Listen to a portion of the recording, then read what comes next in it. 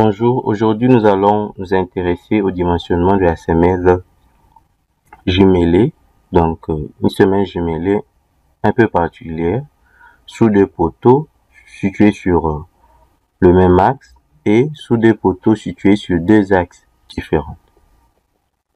Voici l'exemple que nous allons traiter. Je crois on va ajouter un peu une ligne là, ici. Ça va. Ok, c'est ça l'exemple que nous allons traiter. On va commencer par nos poteaux.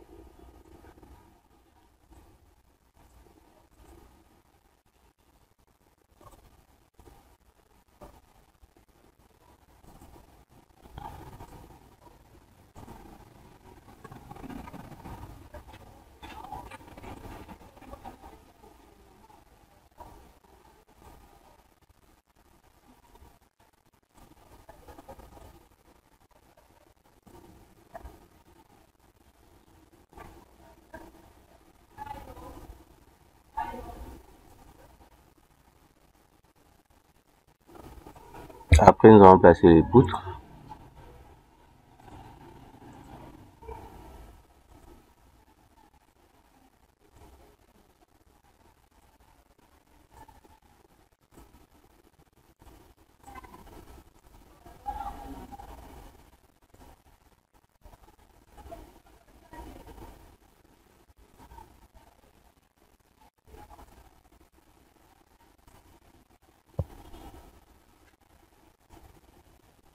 Et en dernier lieu, nous mettons nos dalles.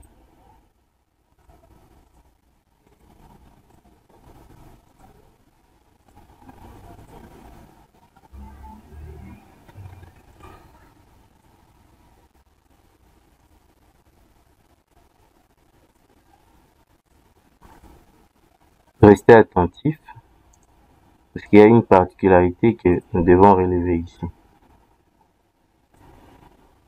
Je place mes dalles et je vais passer au chargement directement. Là, j'ai le poids propre et je mets la charge d'exploitation. Bon, j'appelle bureau, la charge d'exploitation du bureau. Et bon, je mets une seule charge d'exploitation pour toutes mes dalles.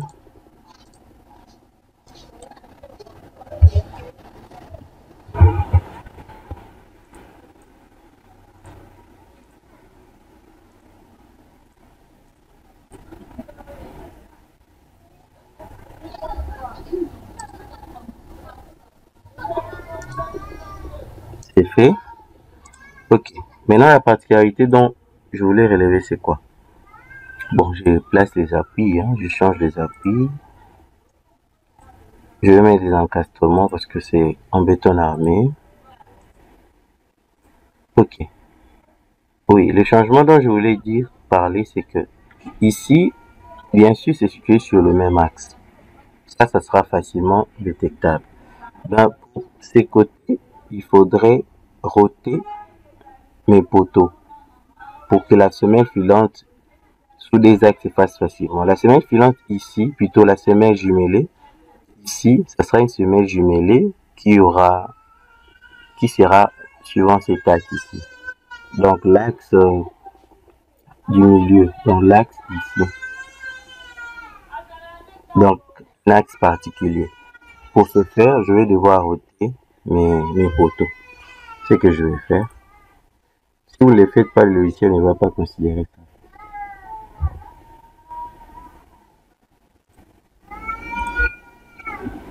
Structure, angle gamma, définition 45 degrés. Et nous prenons par la suite les autres.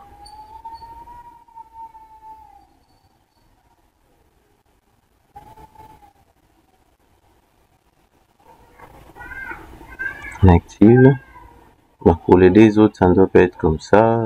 Par contre, ça doit être à l'inverse. Je mets moins 45.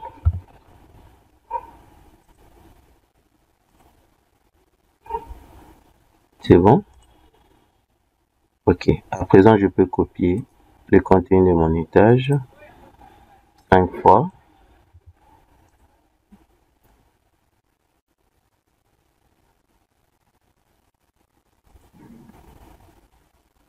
Copier le contenu de l'étage.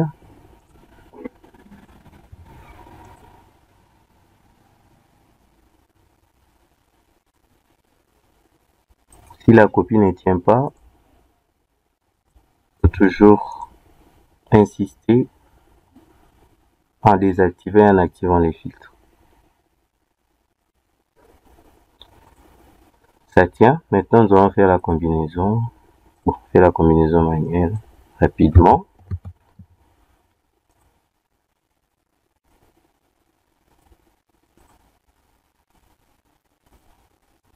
Restez attentif, abonnez-vous, activez les notifications. À présent, on peut lancer les calculs.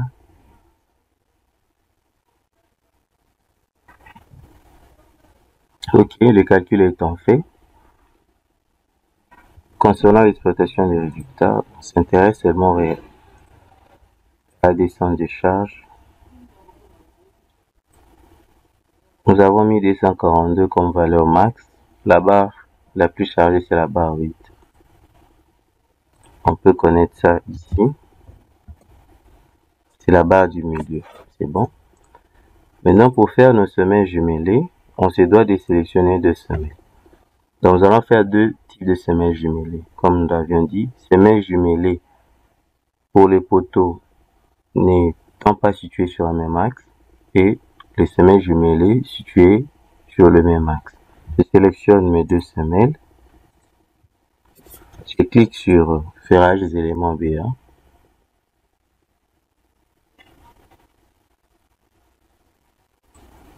Oui, vous voyez, il a détecté que ce sera une semelle jumelée. Par contre, si je n'avais pas roté mes poteaux, il n'allait pas le faire. Je reviens un peu en arrière, c'est comme s'il y a un petit problème. Non, ça va. Ok. Concernant les dimensions, ça ce sont les socles, les amorces. Le principe de calcul suivant DTI 1312 m'oblige à avoir des amorces qui sont un peu épais. Mais par contre, j'ai mes poteaux qui sont des 30-50. Donc je vais laisser les amorces comme ça. Les amorces ici vont jouer le rôle des socles. Je vais laisser ça comme ça. Donc ce n'est pas une erreur. Je laisse 65-65 pour respecter la norme. Ok. Maintenant, je n'ai pas à changer là. L'affût, il est détecté. Optimisation, je laisse libre. Je viens directement aux paramètres géotechniques. Le type de sol, c'est du sable graveleux lâche.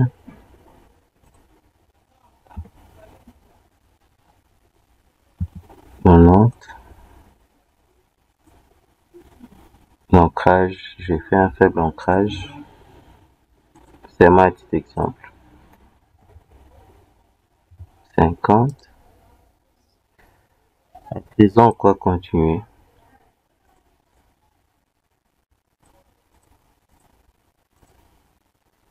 Transversal, je mets le 8, barre de 8.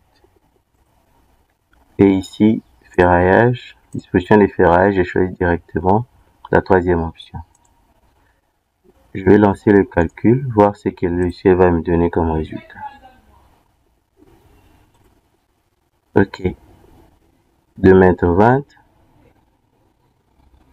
d'un côté, dans 2,20 m de deux côtés. C'est mes résultats. Voici le résultat, les contraintes qui sont vérifiées dans les 4 facettes et les différentes vérifications. Au glissement, renversement, charge limite, la capacité portante, ainsi que la surface de contact. Voici le calcul. Le calcul à vérifier. Le ferraillage.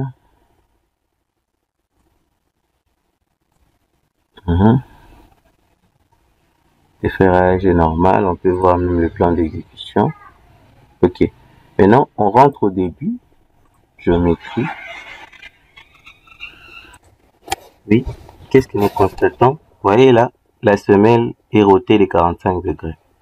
C'est seulement de cette manière qu'on peut faire une semelle jumelée pour deux poteaux qui ne sont pas situés sur un même axe. Maintenant, on va faire la semelle normale. Semelle jumelée.